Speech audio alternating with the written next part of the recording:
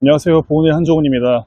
오늘 저희가 나온 곳은 경기 고양시의 장항동에 나와 있습니다. 오피스텔이고요. 코오롱 레이크 폴리스라는 곳에 나와 있습니다. 보시는 바와 같이 동이 많아요. 여기도 다른 동이 있고 또 다른 동이 크게 있어요. 여기가 2004년 준공인 오피스텔인데 관리가 잘 되어 있고 20년 또 15년 된 것답지 않게 깔끔하고, 그리고 안에 내부도 꽤 큽니다. 널찍널찍하고요. 그런 면들을 이따가 한번 보실 거고요. 개괄 설명을 좀 드려보도록 할게요. 물건 종류는 오피스텔이고 건물 면적은 12.7평입니다. 꽤 넓어요. 감정가가 1억 6,600에 나왔는데 감정가는 절대 시세가 아닙니다. 하지만 감정가가 이 정도 책정이 되어 있고 최저가는 현재 한번 떨어져서 1억 1,620만원에 형성이 되어 있습니다. 2차로서요. 보존 등기가 2004년 6월 23일이고 여기 이제 특이사항으로 임차인이 계신데 대항력이 없어요. 레벨 2의 물건이죠. 레벨 3은 임차인이 있고 대항력도 있는 물건인데 이 물건은 레벨 2라서 대항력이 없기 때문에 조금 더 입찰자가 모일 수 있겠구나 라는 그런 생각이 듭니다. 1000에 60으로 소액 임차인으로 사셨기 때문에 배당도 전액 다 받아가시고 그리고 낙찰자도 인수하는 금액이 없는 그런 깔끔한 케이스가 되겠습니다.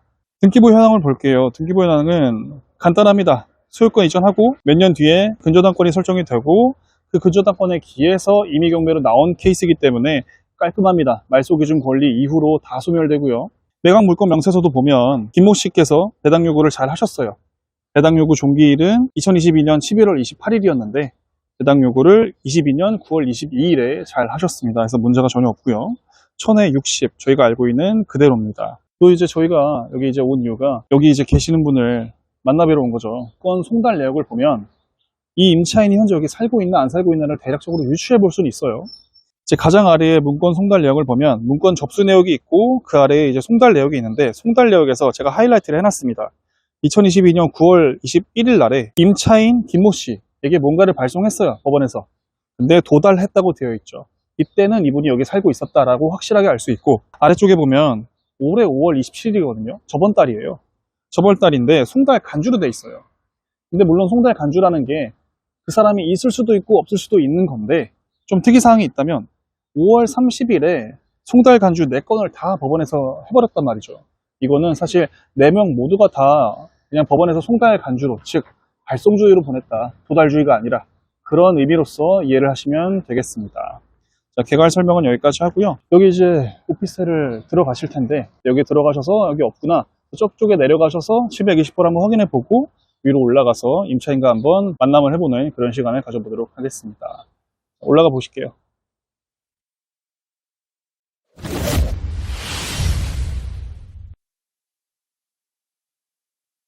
우리가 아까 저쪽 1층에서 올라왔었죠. 근데 거기는 우편함에 720호가 없어요.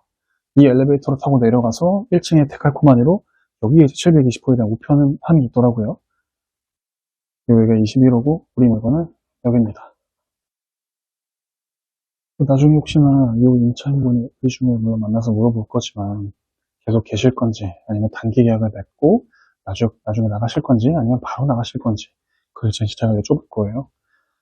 여쭤보고 이분이 사시든 아니면 다른 분이 임차를 다시 하시든 좋은 점은 엘리베이터 바로 앞에 있기 때문에 굳이 저렇게 먼 곳까지 걸어갈 필요가 없는 다른 사람들이 살기에도 좀 더 편할 수 있겠다라는 생각으로 그럼 다른 곳보다는 그나마 임차가 수월하게 좀 더 될 수 있겠다 그런 생각으로 접근할 겁니다.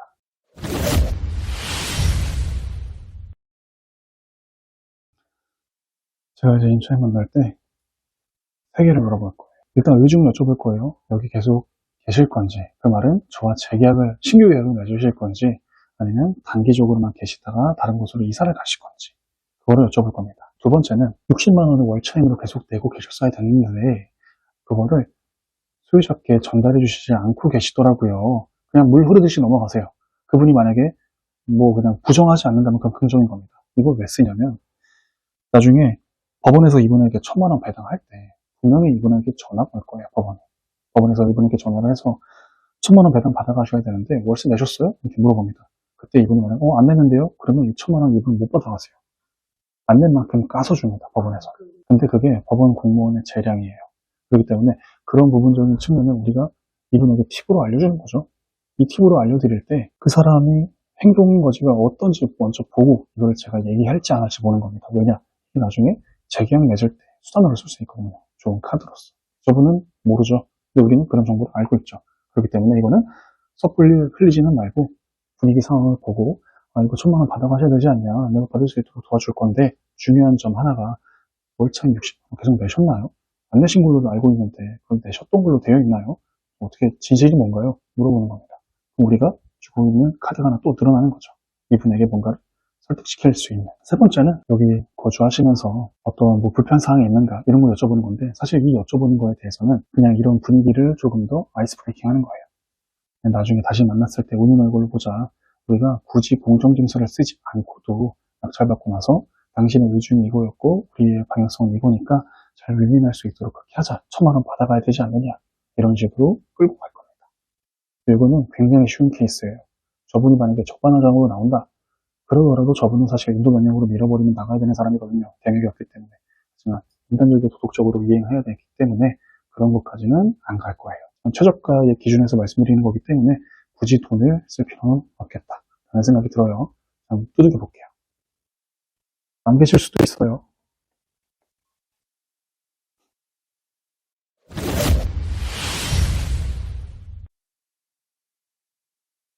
네, 지금은 안 계신 것 같고 이 물건을 최저가로 받으면 괜찮아요.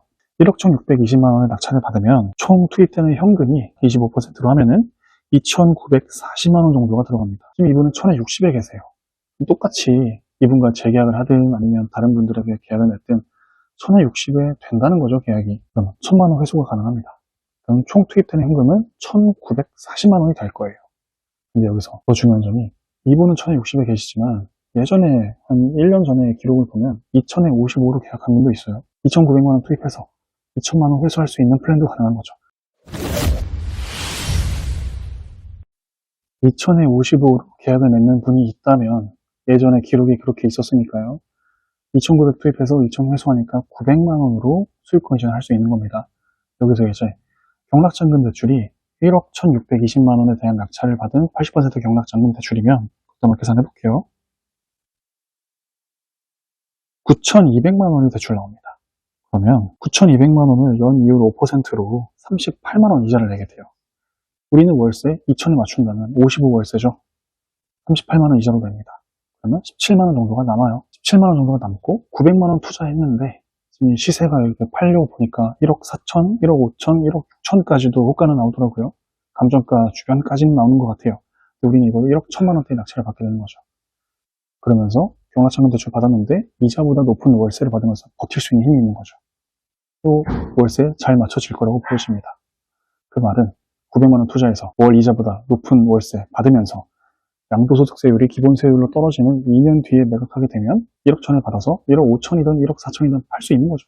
그러면 3천만 원, 4천만 원 금방 버는 겁니다. 이런 건들을 1년에 6건 정도 진행하면 김장 똑땅에 묻어두듯이 이제 2년 뒤부터 예를 들어 3개월마다 한 번씩 이런 거 낙찰 받았어요. 그러면 3개월마다 한 번씩 그거 꺼내서 팔고 꺼내서 팔고 꺼내서 팔고 계속 하시는 거예요. 1년에 6건 정도만 진행하면 한 건당 4천만 원 남는데 6건이면 2억 4천이거든요. 즉 다른 연봉보다 많이 벌 수 있다. 이런 것들을 꾸준하게 하신다면 굉장히 쉬운 케이스예요. 이런 거 되게 많아요. 이런 것들을 할 수 있는 똑같은 케이스들을 지금 배우셨으니까 그런 것들을 1년에 6건 정도 또는 4건만 해도 괜찮습니다. 우리가 이제 임차인은 만나지는 못했는데요. 안에 들어가서 내부 상태를 보고 그리고 임차인이 어느 정도 거주를 하실 수도 있겠구나. 그리고 지금 거주를 하고 계시구나. 라는 것들에 대한 어느 정도의 가능성을 좀 보고 왔습니다.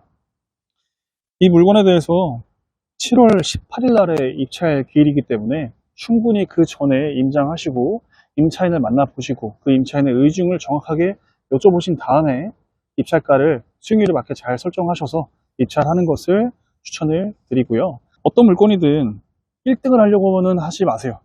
1등 하려고 하지 마시고 본인이 처음에 생각한 그 수익률이 있을 거예요. 그 수익률에 맞춰서 입찰가를 선정하신 다음에 난 이렇게 받았을 때 이 정도의 수익이 나더라. 그리고 이 정도의 계약이 된다. 그런 것들을 미리 청사진으로 딱 짜 놓으시고 그 선에서만 움직이셔야 됩니다. 모의 출장에 가셔가지고 사람들이 많아서 나 1등하고 싶기 때문에 한 1,000만 원 더 적을 거야. 그렇게 생각하시면 안 돼요. 미리 우리가 생각해 놓은 수익률도 있기 때문에 그런 수익률을 처음부터 잘 생각하셔서 현명한 경매 활동 그리고 낙찰을 받아보시기를 바라겠습니다. 감사합니다.